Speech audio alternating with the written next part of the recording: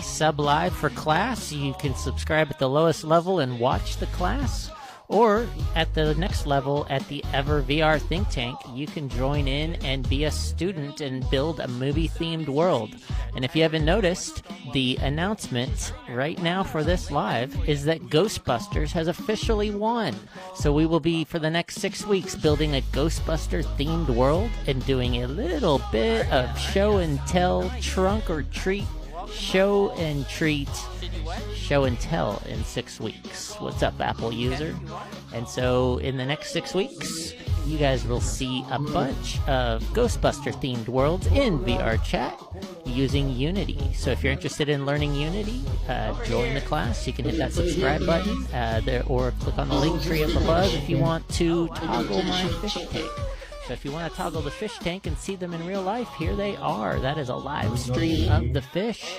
And as on the lowest level subscriber, you can control their lights and give them a little bit of a disco with a little bit of rate delay. So thank you guys very much, and I appreciate you guys watching. And I will see you guys on Monday night. Have a wonderful weekend.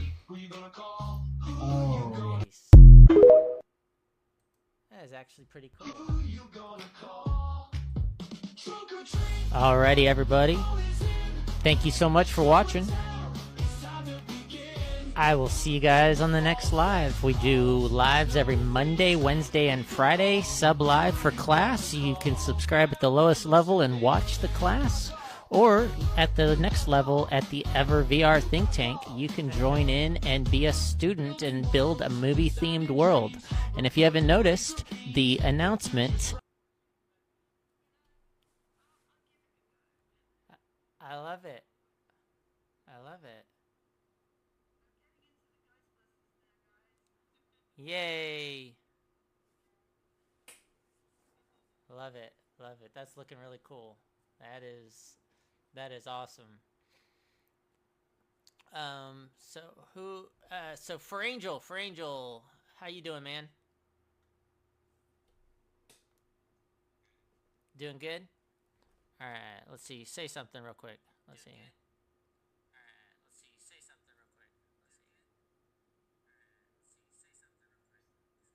Somebody say something. I'm trying to check to see if I'm getting your audio back into the recording. Let's see.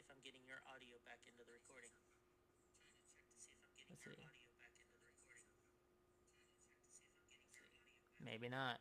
Maybe not. So I guess the way I'm doing it today is a little bit different. So playing with some new toys.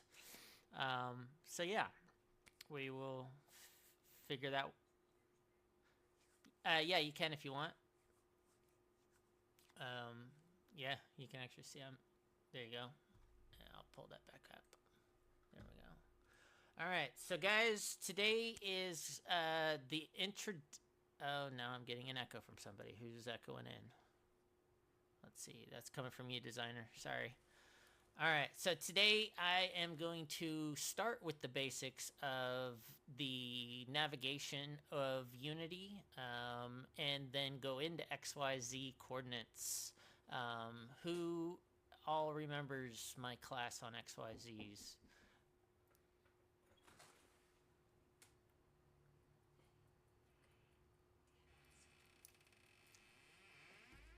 All right, sorry guys. Alrighty, so anybody remember?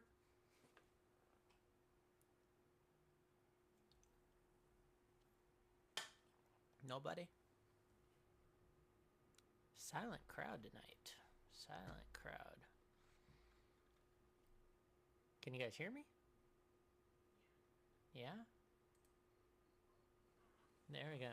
There we go. Yeah, feel free to unmute yourself throughout the whole class.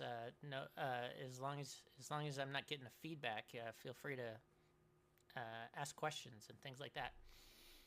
So today I'm going to start with the basics of going over the navigation, because you kind of need to understand how to navigate before you can. And of course, it decides to start importing something here. Are you guys? What screen are you guys seeing there? Let me go watch my. Yeah, cool. Switch to the Unity. Now also. let me do one other thing to this stream because I don't want... I need to downgrade that to 1080. Hold on, so that you guys can see it. Actually, I'll go down to that. All right. Does that look all right if you zoom in, or is that still too blurry?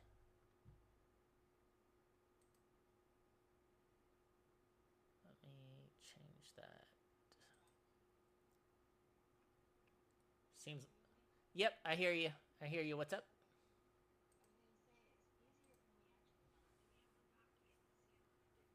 Okay, okay. So this is what we're gonna do, Broken Wing. So throughout the class tonight, if you have a question, you come back in on your phone to ask it.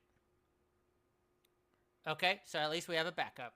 Yeah, we're just trying. Cool, cool. That way. So go back to the way it was. Come on back in, and then you can watch it a little better. But then now we figured out at least a way to communicate. Yeah, no worries, no worries.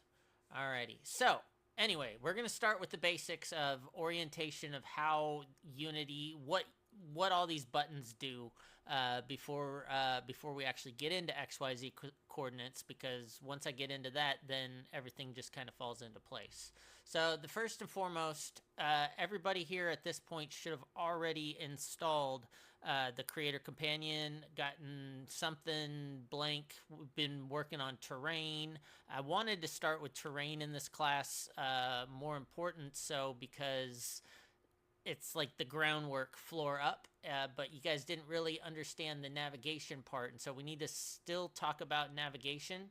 And let me see, I do have PowerPoint notes of what I am kind of going over. Give me 1 second. So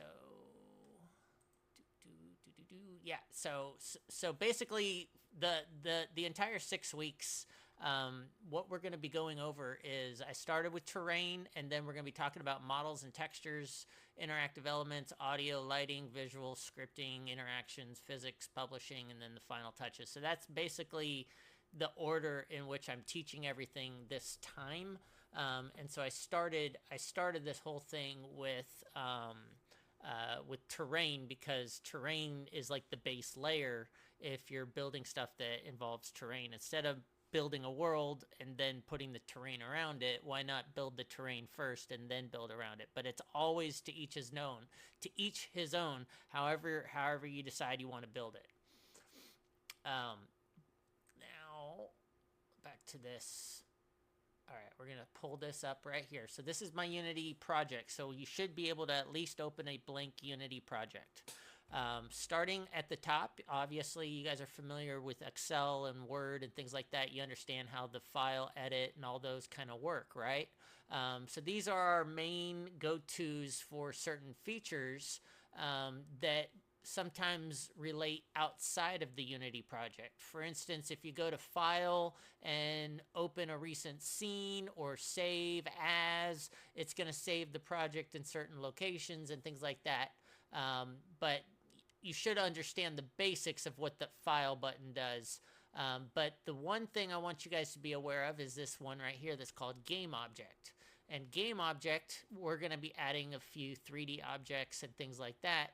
But this is how you add game objects through the Game Object. There's also Component, Services, and then anything you notice. I have a specific folder here for Sack Flight and Vehicles from Sichan, because once you add that in there, it drops it up there almost like an SDK. Jobs, and I also added the VR World Toolkit, which gave me that world debugger, which we'll probably brush over, but it is an advanced feature, but it has some powerful resources. And then you've got the traditional SDK. Now, if you just recently opened up a blank world, the first thing you're going to want to do is click on that VR Chat SDK and go to Show Control Panel. Now, I don't need to do that now because I've already docked it. So if you did open it, it would open up over here on the right, your VR Chat SDK. And that is where you're going to log in. And that should always be the first thing you do, is log into your VR Chat account. It's going to ask for the 6-digit code, and do all those kind of things. And then here is there's authentication, builder, content manager, and settings. So under builder, you got to give it a name and a description. You can't be blank. And then these numbers are the default. We can change it to a maximum of 80 people later. But the REC normally should be 50% of the max capacity. So if you go up to 80, you can change that REC to 40. Basically what it means is that how many people can portal into that world at one point before they have to join you, right? Or rejoin from another source if they see it in the popular or whatever. And then you've got your thumbnail image, or you can capture from scene. I like using the capture from scene a lot, but for this specific one, I just got a thumbnail image that fit right. And then these are your validations underneath here, and all of your validations, you can see I have some errors I still need to work out, which are going to help in optimization, but they're not red stop signs. So there are there are three different levels of there's 3 different levels of errors, right? You've got the circle with an exclamation, which technically is an exclamation here that says everything is good. And then you have a yellow triangle, and that yellow triangle with an exclamation is an error. It still is a problem that needs to be fixed down the line, but it's not something that's going to block you from uploading, right? But if you have a red stop sign, the red stop signs have to be repaired and fixed. Sometimes it's just an extra script or something in the mix that just needs to be gotten rid of. But then down here you have selected platforms. So right now I'm in Android mode, and so if I wanted to switch platforms, I would just switch between Android and Windows. And Kurt, if you're in here, have you played with the iOS one yet? I'm not entirely. That's what I was thinking. Yeah. So yeah, you got to be on the beta program for the iOS to work, but apparently they are working on something to allow it to work for Mac. So I'm excited to see, and that's also, I'm assuming, the Apple App Store, right, instead of the Android VR chat version. But that's cool. That's cool. But then you have the number of clients and all that. You can leave all those defaults the same, but you always have to check mark online publishing and then build and upload. You're going to notice something right here is because I'm in Android mode right now. If I click, there is no build and test. Build and test is only on the Windows version. So you'll notice that that's not there in the Android mode. And I don't really want to, for the class purposes, switch it back to Windows. Well, yeah, no, because I don't want to lock it up right now. Hold on one second. I just gotta.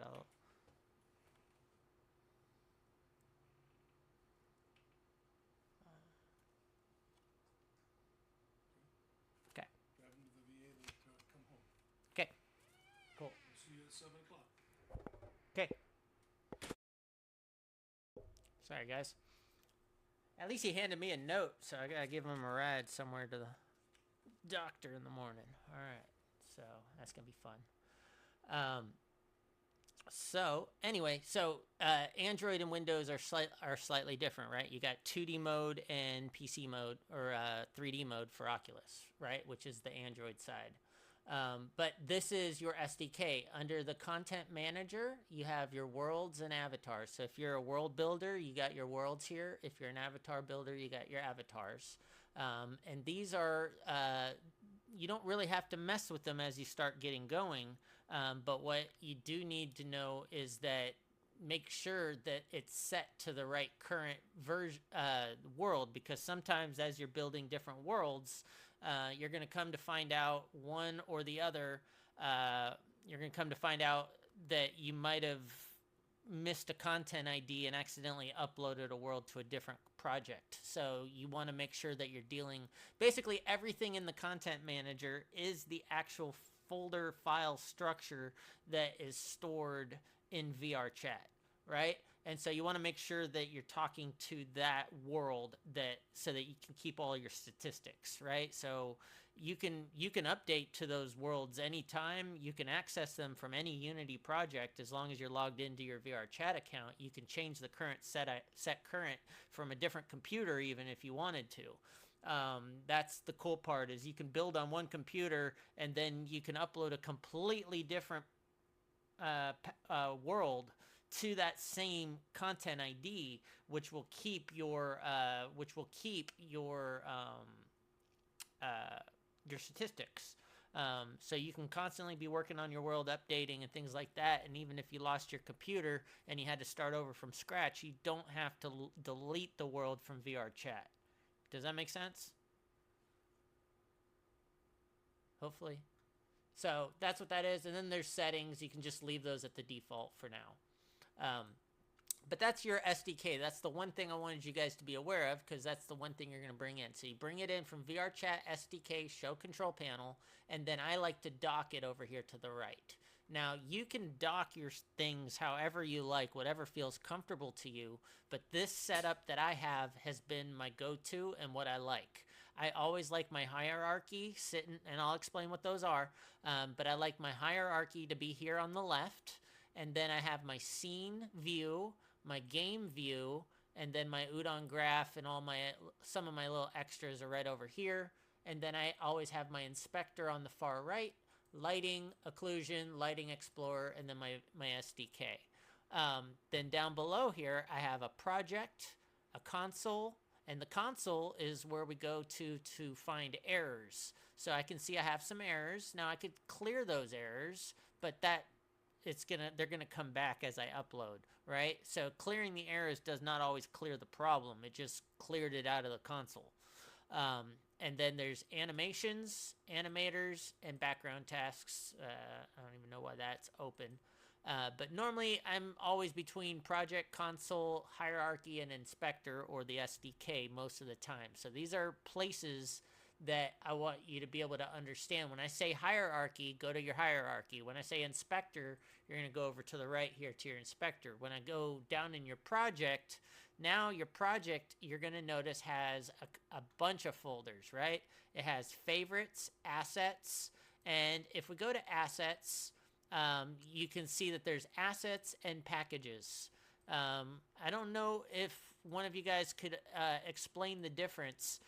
If anybody can, please do, but there's a difference between assets and packages. Anybody?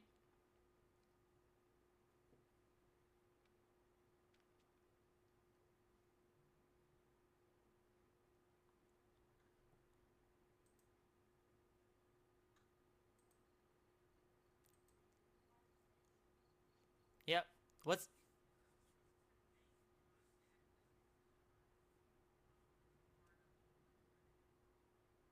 Mm-hmm.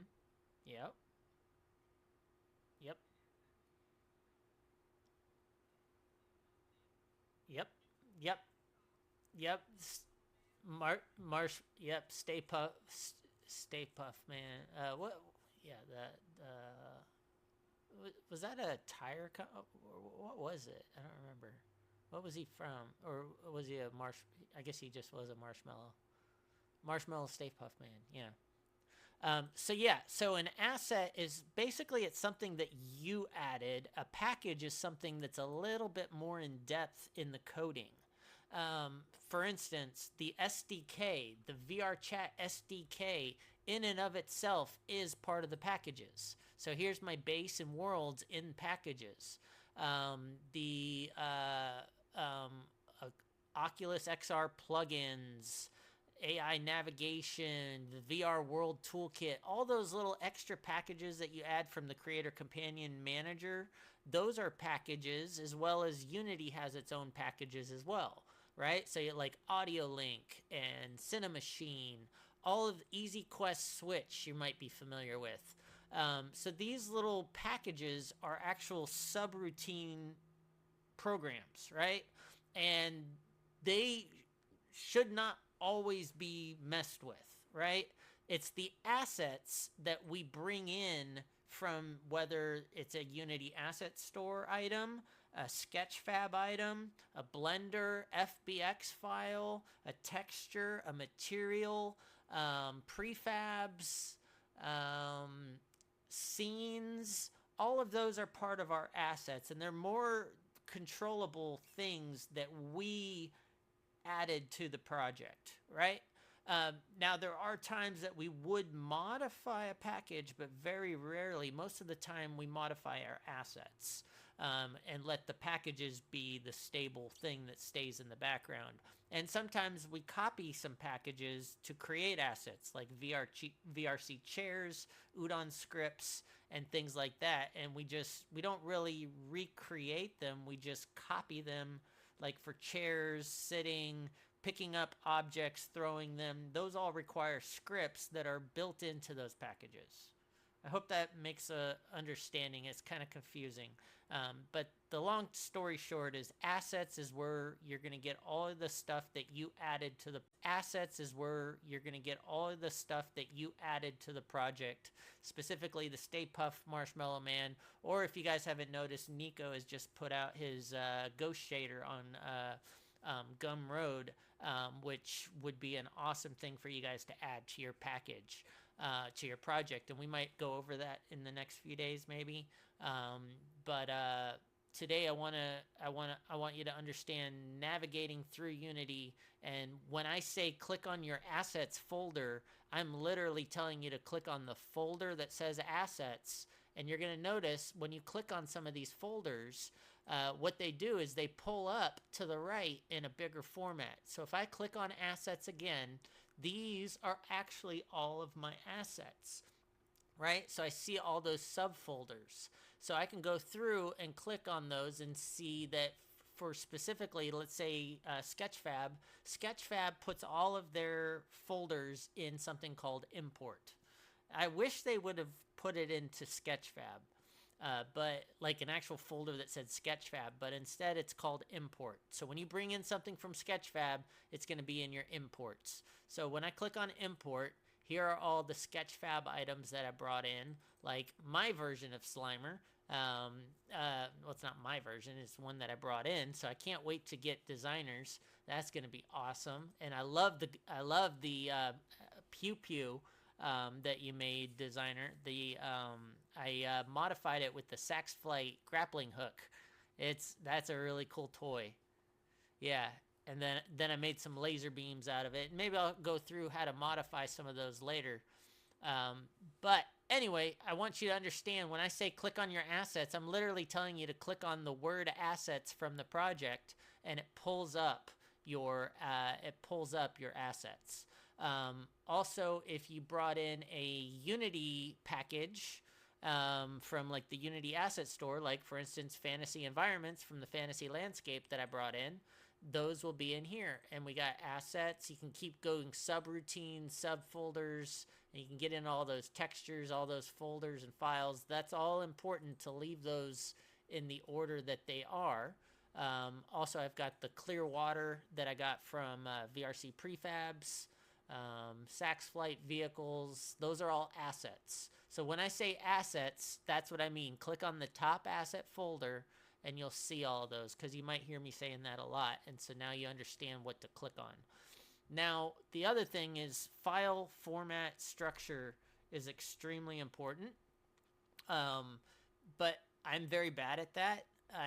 When I add new things, like I make my own projects or whatever, they just get dumped right here outside in the asset. They're still in the assets folder, but they're not in a specific folder, right? So I've made some cameras and some rendering materials, some audio sounds. Here is Designer's Gun. If you've, well, I didn't want to double click on it because that's the actual FBX. But if I click here, oh, no, it's going to open that up again. Let me see what I did in the modification. Let's go to, where is Sax Flight? There it is, Sax Flight and prefabs. There it is. So let's click on something in here, and this is a prefab item, right?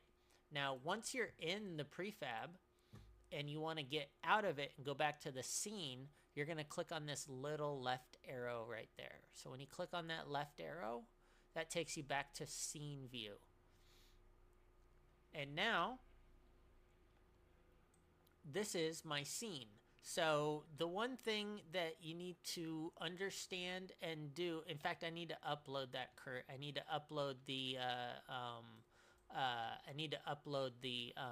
my obstacle course project. I don't know, Kurt, do you still have access to that?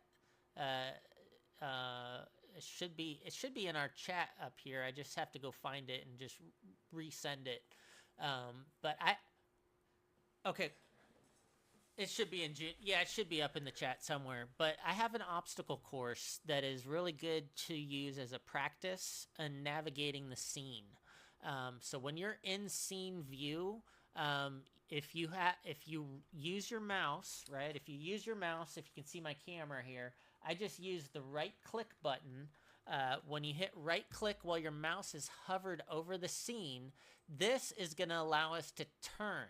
So it's a gimbal. Is anybody from? I'm a pilot, so I know what a gimbal is, but some people don't understand. A gimbal is when you can go tilt up, down, turn around, left, up, and down, but you're not actually moving. You're just, imagine a 360-degree camera that's just panning around 360 degrees up and down, left and right. That's what's happening when you're holding the mouse on the right key. So this is something very important to understand, because once you figure it out, you're going to be flying around as if you're playing a video game in the scene. So while I'm holding the right key, you guys should already at this point be familiar with ASWD, right? Anybody not familiar with ASWDs? Like forwards and backwards? So when you hold the right mouse, you're going to press W to go forward. You're going to press S to go backwards, and A to go to the left, and D to go to the right. And then you can also do E to go up and Q to go down. You see how I did that? So E is up, Q is down, W is forward, S is backwards, A is left, and D is right. And now wherever that eyeball is looking is the direction you're going to go. So if I want to go and turn my mouse so that I'm going down this street, now as long as I'm facing that way and hit W, now I can drive and I can keep turning with my mouse as long as I'm holding down the right click key, right? So I can fly through this world a whole lot easier, and I'm just using the W button, right? And that's just W. But if I want to go back, I hit the S, forward, I hit W, and the A and the D is going to just turn me, it's like a strut, right, to the left and the right. It doesn't actually turn the camera, so I still need to use my mouse to go to the right and to the left, right?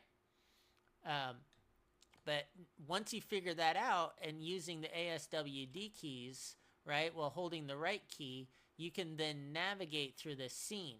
Now, one thing that you'll come to find is sometimes the ASWD keys are not fast enough to go as fast as you want.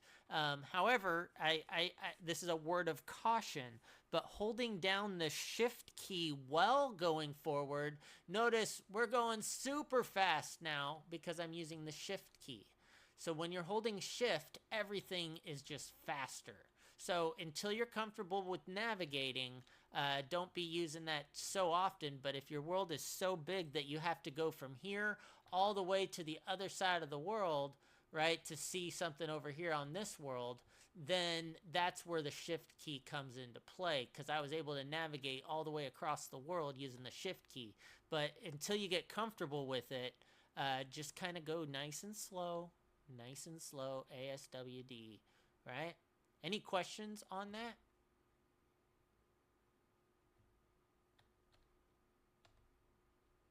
Nobody? Quiet crowd. All right, so ASWD, that's your navigating the scene view.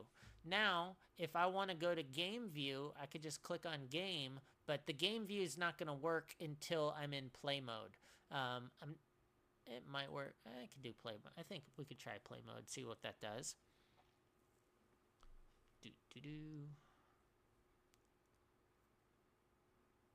Might not take too long.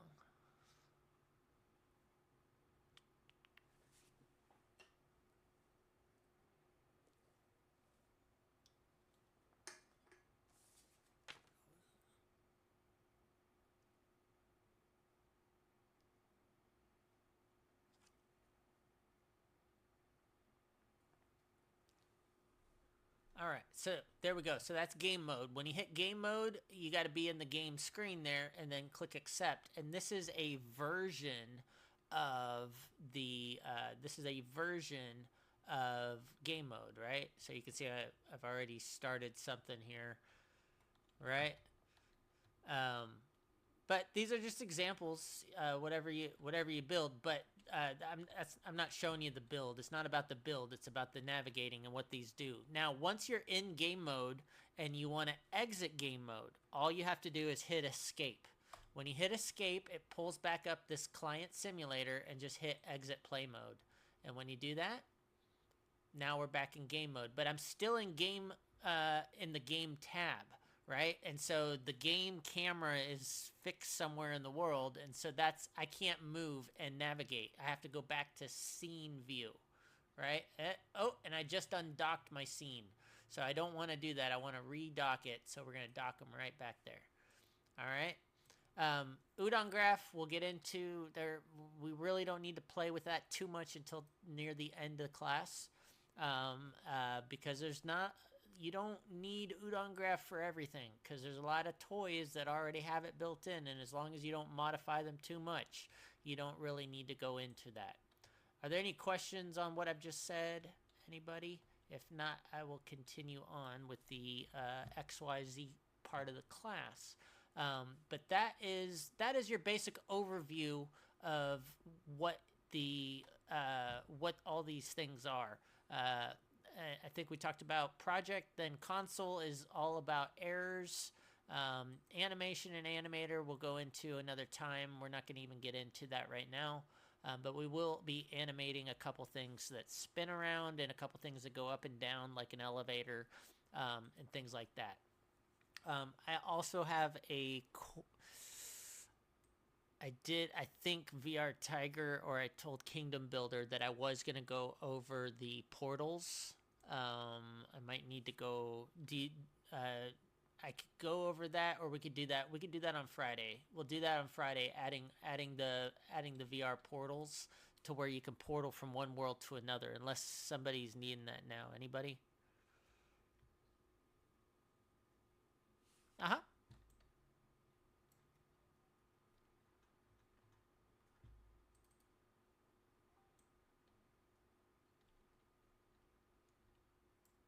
Mm-hmm.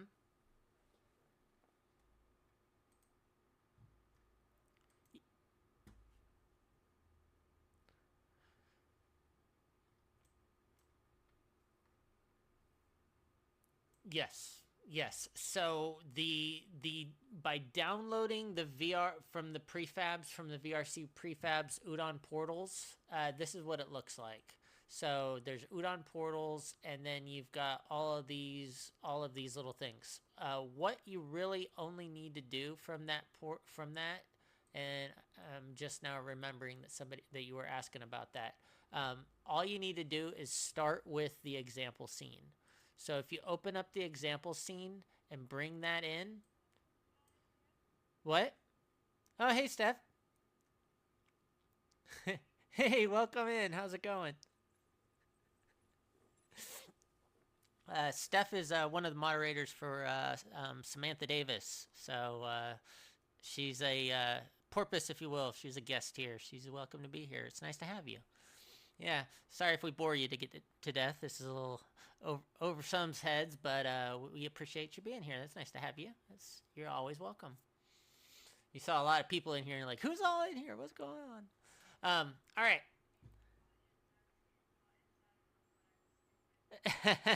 No worries. Well, you could go tap me in on TikTok. There you go. Hey, Josh, how's it going?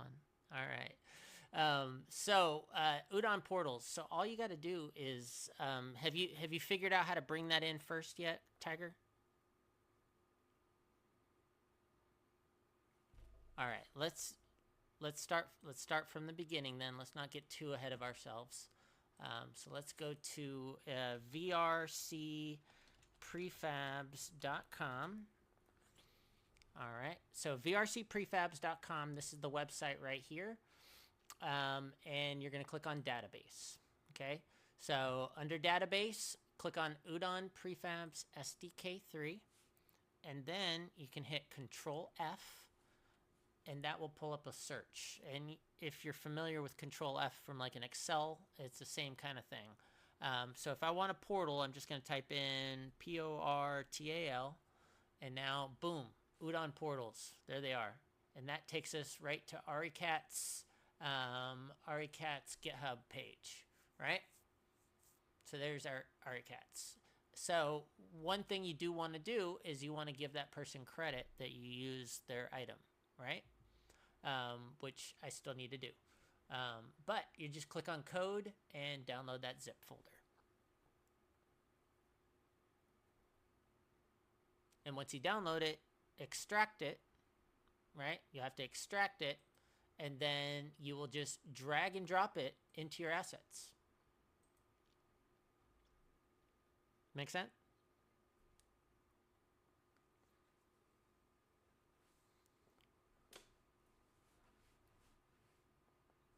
Yeah, it's confusing. Use the control F will definitely be your friend.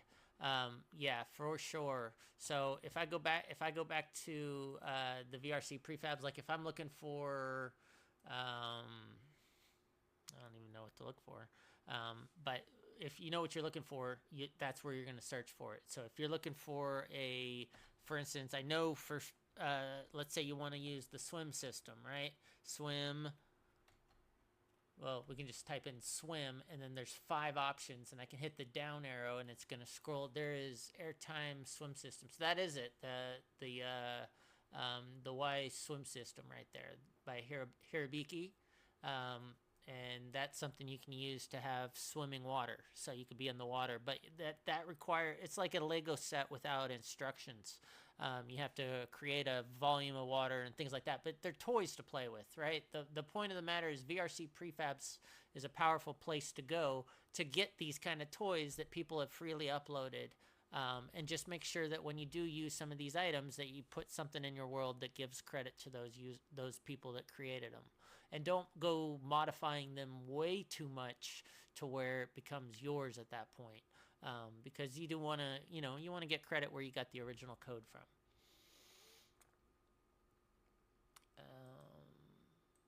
Let's see back here. All right. So let's go back to portals real quick, and I'm going to click on it. And you can see I renamed mine, but if I were to bring this in from scratch, let me minimize the Ghostbusters and go to Udon Portals, and Udon Portals again, and then Udon Example Scene, right? So what you can do is this is the safest way to do it, okay? You don't have to do it this way, but this is the safest way, in my opinion, without messing anything up. So all you have to do is drag that scene under the other scene, and now you have 2 scenes loaded underneath each other. Now, obviously, we're going to get some errors. There's no way we can. No way that this will work. You can't upload a world with 2 scenes, right? So what you have to do is, in my Ghostbusters scene, is you need to create an empty. So we're going to go game object and create an empty. And we're going to call these portals 2, okay? So that way now at least I have portals 2 there, right? You seeing that? And now what I'm going to do is I'm going to take these 2 items. So we have portal A and portal B. Those are the only thing I'm actually worried about. Portal A and portal B. Everything else we're going to get rid of here in a second. So I'm going to take portal A and portal B and drag it into portals 2. Okay? Do you see how I did that? And then I'm going to remove this scene, because the only thing I needed out of all those demo scenes was portal A and portal B. So now I'm just going to remove this scene. But here's where the kicker is. And Kurt has told me about this so many times, and I'm glad that I finally figured out what I was doing wrong a year ago, is do not save your demo scene, right? So do not save it, because if we saved it, what do you guys think is going to happen? Now that I moved those portals from that scene to here, they're no longer going to be in this scene, right? So if I want to use that scene again in the future, those portals are no longer there anymore. But now I have portals A and portal B, right? And so now I have two different portals in this world. So here's these portals and here's these portals. Now, what would make sense is to have these all under the same hierarchy, because these are portals that goes to Carpathian, Spawn, New York City, and then these are portals too that don't have a name yet, right? So you can then take these guys and place them literally wherever you want. So I'm going to go ahead and take Portal A, which is I'm going to rename Portal A. Oh, that didn't pull up, but rename, and we're going to call this to building top. And then the other one we're going to rename to Carpathian. Or actually, no, it's to spawn. So that'll go back to the spawn point, because I'm going to have these two portals in the same spot. Now, what I'm going to do is zero. I'm going to click on, where are they? Yeah, so if I click here, I'm going to zero them on the XYZ, which is now what we're about to get into. So XYZ coordinates, we're going to go 0 on the X, 0 on the Y, and 0 on the Z. And that should take me now. Okay, so that's apparently the center of the world. Okay, so zeroing doesn't, because I moved this world around so much. Let me... Now I gotta find where my spawn point is, because I moved my spawn point. It should be... Where is it? There it is. Okay. So let's bring this guy over here. Over here. And now it's like way under the world, so let's bring it up. Bring it over. And now I have these two portals. Okay, they're still under the world. It's because I have a weird floor set up on this one, because you can see through the floor. All right, so here are the portals. So let's bring these guys side by side there, and let's bring him up a little bit off of the floor, because if you want these portals, they can't be clipping the plane. If they clip the plane, then sometimes you'll portal under the floor. That's not good, right? We don't want that. So I'm gonna obviously relocate these where I need them to be, but I kind of like using this red one as the spawn point that will go to the building. On this specific portals, there is this one is without depth and that one's with depth. I'm not too concerned. I'm just, because they're already programmed to work together, I'm not going to mess with the camera functions and all that. I'm just going to leave these. If you go through this one, you're going to come out of that one. And if you come through this one, you're going to come out of that one, right? Now all I have to do is position these where I want them. So this one is I already named it to building. So this one's going to be to spawn. So we're going to take the to spawn, actually, to spawn to put at the top of my building, right? So now you have to, I'm literally driving with the XYZ, with the ASDWs, and now I got to bring it to where the top of that building is. And let's bring him up, and there's my building. He's way over here, so I can kind of fly over here, and I got to place him. Now, Kurt has a way of, it's Control FA or something like that brings it to you. Do you remember that code, Kurt? Command Shift. Command Shift. I don't want to do it right now. I don't want to mess it up, but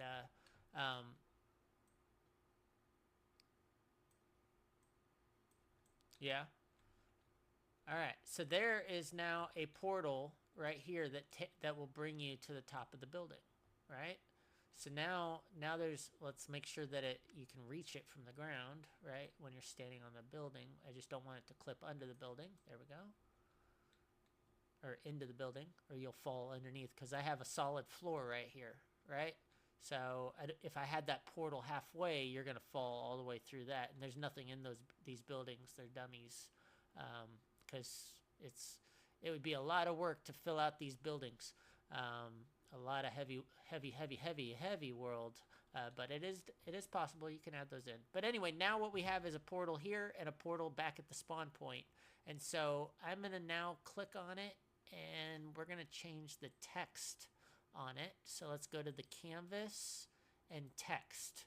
Canvas, text, and where's my text word? So it says with depth. So this is going to go back to, we're going to say spawn point.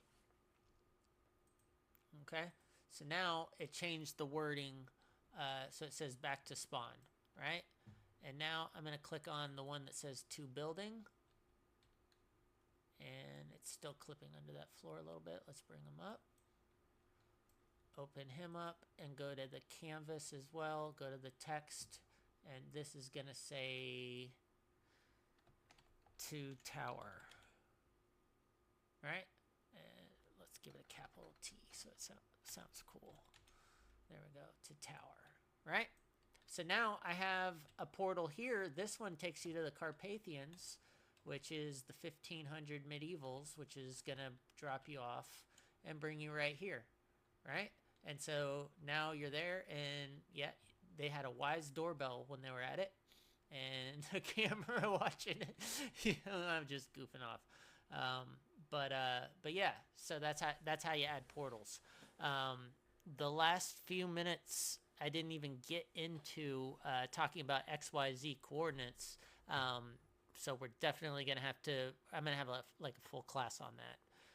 But you do need to understand, like if I click on an object, you have transforms, and transforms, there's position, rotation, and scale. And understand that there is a north, south, east, and a west in VR. So you can actually turn around from 0 to 360 degrees.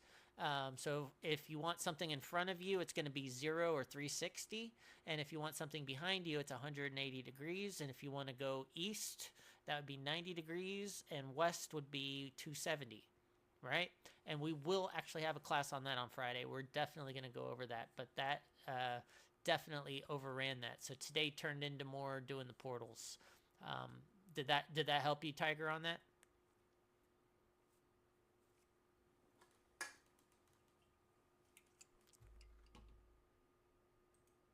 Tiger, anybody got any questions?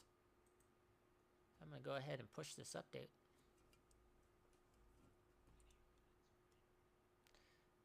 How do you add a terrain in Unity? Alrighty, for Angel. We're going to go to Game Object at the top. 3D Object. That is a lot. That is a lot involved for Angel. Yeah. That is a whole class. We went over that this all last week, in fact.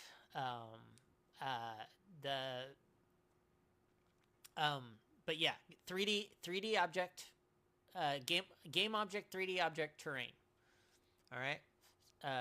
But that is just the terrain. There's a whole other thing. We got to shape it. We've got to give it textures, paint it textures, flowers, trees, all those kind of good stuff, right?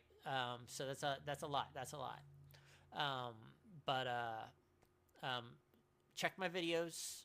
You should have access to the Google Drives, so that you can be able to see those. Okay. I already have some classes on there that we've talked about. It's in the chat. Go to Google Drive. Oh wait, I already had the Google Drive opened. Let's see. 1 second. my drives, my drive, and it's the folder that says, yep, right here, folder that says Unity Class Videos 2024. I'm gonna copy that and send it in the juniors chat. Once it, I gotta pull that back.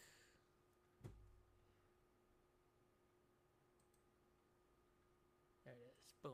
Control V. All right, it's now in the chat. So there's the Google Drive folder for all the videos that I've been uploading, and I will get this one up there as soon as I can. Other than that, thank you guys, and I will see you guys on Friday if I don't see you sooner.